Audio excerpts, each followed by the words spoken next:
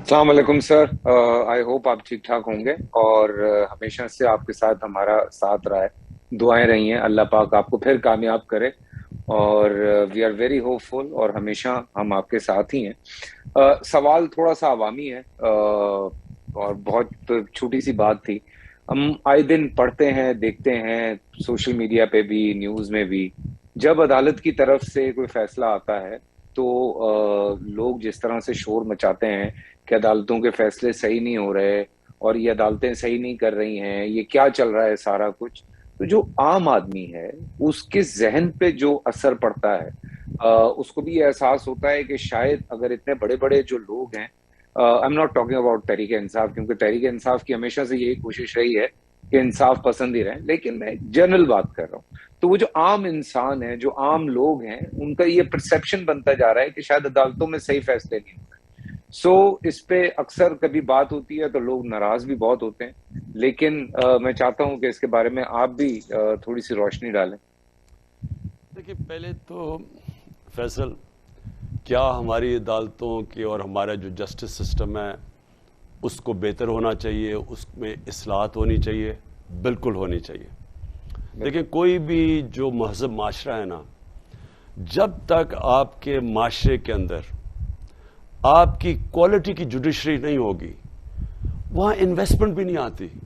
دیکھیں, جو انویسٹر آتا ہے نا, اور خاص طور پہ جو سب سے بڑا پاکستان میں جو اس ملک کو اٹھا سکتا ہے وہ ہے اوورسیز پاکستانی. میں اوورسیز پاکستانی اس کو اچھی طرح جانتا ہوں. کبھی ان سے پوچھیں کہ وہ کیوں نہیں پاکستان میں پیسہ انویسٹ کرتے.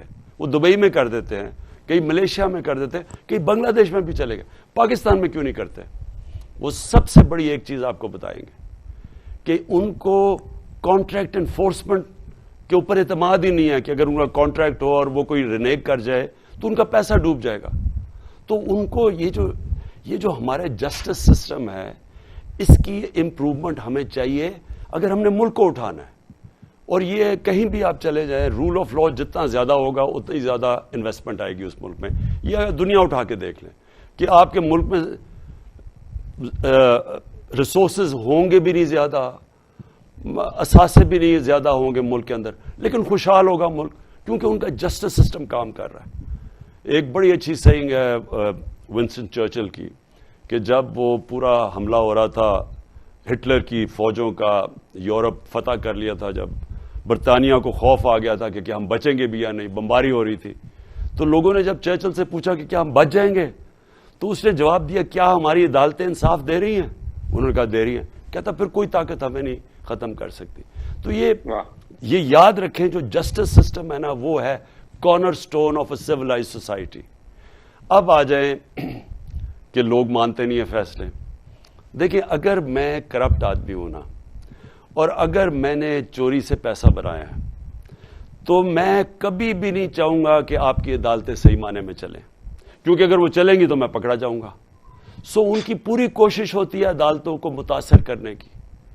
پیسے چلاتے ہیں, ججز کو پیسے دیتے ہیں. اس ملک کے اندر ڈنڈوں سے اٹیک کیا گیا سپریم کورٹ کو جب وہ نواز شریف کا کیس سننے لگے تھے کرپشن کا. پھر ایک چیف جسٹس کو بگایا اور پھر پیسے چلائے, بریف کیس چلوائے اس چیف جسٹس کو ہٹانے کے لیے. تو یہ تو ہماری تاریخ ہے. کرپٹ لوگ کبھی بھی ایک ملک کے اندر اچھا انصاف کا نظام نہیں آنے دیں گے, بیکاز بائی ڈیفینیشن اگر آپ کے ملک میں انصاف ہے تو کرپشن نہیں ہے.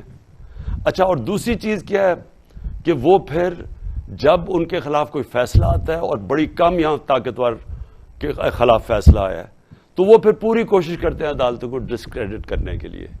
تو یہ جو آپ نے بات کی نا جی, یہ ہے کہ لوگوں کو کیا پتا چلے گا کہ کون سچ بولا, اگر سارے جب بھی کوئی کیس ہارے گا وہ کہے گا جی عدالتیں بہت بری ہیں. لیکن لوگ اتنے بیوقوف نہیں ہیں, لوگ جو ہے نا وہ سمجھ جاتے ہیں. اور لوگ جو عدالتیں ہیں, میں آپ کو یہ بھی بتا دوں کہ آپ عام لوگوں سے پوچھ لیں, وکیلوں سے پوچھ لیں, سب آپ کو بتا دیں گے کہ ججز کی وہ نمبرنگ بتا دیں گے کہ یہ جج کہ یہ ہے, یہ اے ہے, یہ بی ہے, یہ سی ہے, یہ ڈی ہے. یہ سب کو پتا چل جاتا ہے ان کی ججمنٹس کی وجہ سے. جو ججز ہیں وہ اپنی ججمنٹس کی وجہ سے ان کی ریپوٹیشن جاتی ہے اوپر یا نیچے. سو یو تھنک کہ لا اینڈ آرڈر پہ ہمیں اور کام کرنا چاہیے, اللہ کرے کہ آپ واپس آئیں اور اس پہ پھر اور مزید کام ہو.